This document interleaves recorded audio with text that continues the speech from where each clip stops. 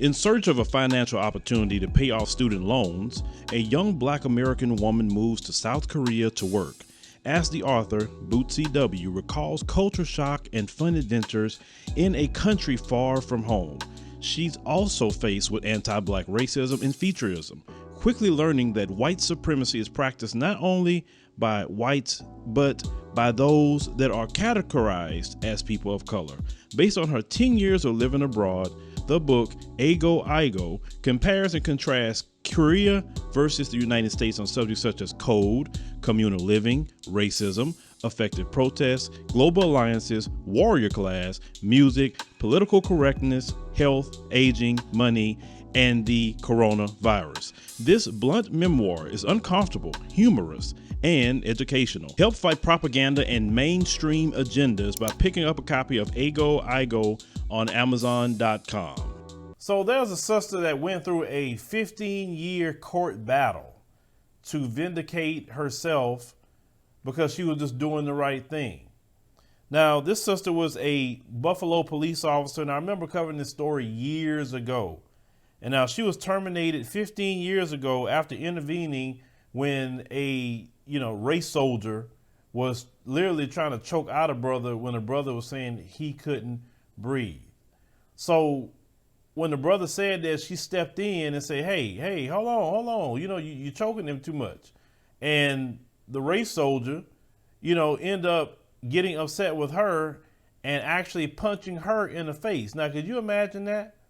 You're watching a race soldier punch this Black police officer in the face because she's stepping in to prevent, a Eric Garner, at least in that time period. Now, this sister, Cariol Horne, she was fired, faced departmental charges, and was left without a pension. And saying she was forced to remove her white counterparts, as we talked about, from their brother's neck. Now, the judge, stated, when he ended up, reinstating everything that she lost, which that's a beautiful thing. He said, to her credit, Officer Horne did not merely stand by, but instead sought to intervene despite the penalty. He said she ultimately paid for doing so. He said she saved a life that day, and history will now record her for the hero she is, according to New York Supreme Court Judge Dennis Ward wrote in his ruling. Now, the sister won her lawsuit Tuesday when the New York State Supreme Court vacated a previous ruling that upheld her firing. Now, they say the city of Buffalo has recognized the error and has acknowledged the need to undo an injustice from the past. The legal system, they say, can be at least be the mechanism to help justice prevail. They say even if belatedly. Now, they were saying that while the Eric Garners and George Floyds of the world never had a chance for a do-over, they say at least here the correction can be done. Now, the original call, came in November of 2006. So it's like I said, it's a long time ago. And, the sister was responding after a call was made that a woman say her boyfriend had took her $626 Social Security check. So when the other cop, the race soldier, Gregory Kowalski, he got there, he ended up putting the brother in a headlock.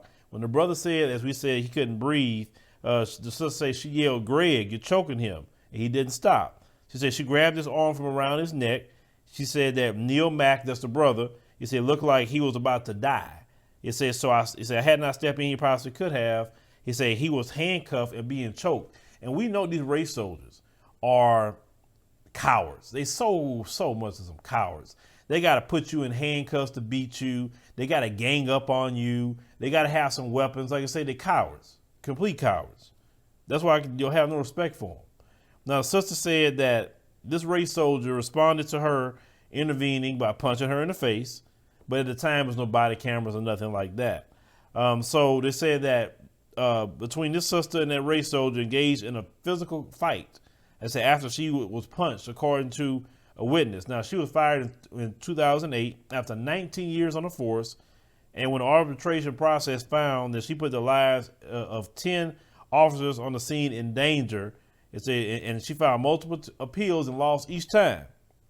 So it said Ward said his decision to overturn the previous ruling was partly based on new legislation signed into law by Mayor Byron Brown in October called Cariol's Law. Now, I say the law makes it a crime for an officer not to intervene when another officer is using excessive force because the decision, as a Horne receive full pension, back pay, and benefits. So she's going to get her pension that she earned. She's going to get 15 years of back pay that she was supposed to receive and all her benefits. Man, she's about to get really broke off. Now, that race soldier was cleared of wrongdoing. And do you know that devil had the nerve to sue this sister for defamation? And he actually won that judgment. But they said in 2009 that Kowalski guy was sentenced to 4 months in federal prison following a 2009 civil rights violation involving 4 black teenagers. They say other officers told prosecutors this race soldier called the teens savages and slammed their heads on a patrol car one by one. He said he admitted in 2018 that he lost control of himself during the encounter. No, you didn't lose control of yourself. You were just being the white supremacist race soldier that you are. But there's many black cops out here who are good cops. And I've been told many times by black police officers, we can't do what they doing. They say, if we do that, we go to jail, we get fired quick. And I've covered stories in the past where black police officers have done things and they got fired quick or charged. For instance, Muhammad Noor in Minnesota. Remember him? He got 12 years for firing one shot when he said the woman came and he was started one shot. It was a white woman, okay? He got 12 years. Now, these race soldiers shoot black folks all kind of ways at that time period. Nothing happens to them. I remember the story where he had 2 other black police officers in Louisiana where the dad he was running from the cops with his 6-year-old child in the car. And he tried to even run at the cops, run over them with the truck. And they shot into the car. They didn't know that kid was in there. Ended up killing the 6-year-old. And they were fired immediately and charged with murder. Both of those black police officers. Now, there'd have been them the other way around. They'd been, oh, well, he tried to run over cops. And they had no choice but to defend their lives. But it's the other way around with black cops. Oh, no, you can't do that. You're going to jail. See, the laws and justice system work just fine on black cops. That's why black cops know they can't get away with that mess. And I'm going to tell you this, and tell me how I'm wrong. I want you to prove me wrong what I'm about to say.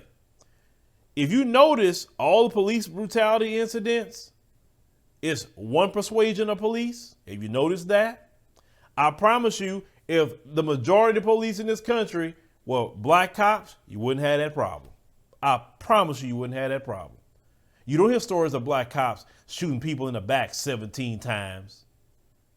How many stories have we covered or seen black police officers pulling somebody over and boom, just shooting them up like the Philando Castile situation? We don't see it. You may have one off here and there, but that's not the norm with black police officers.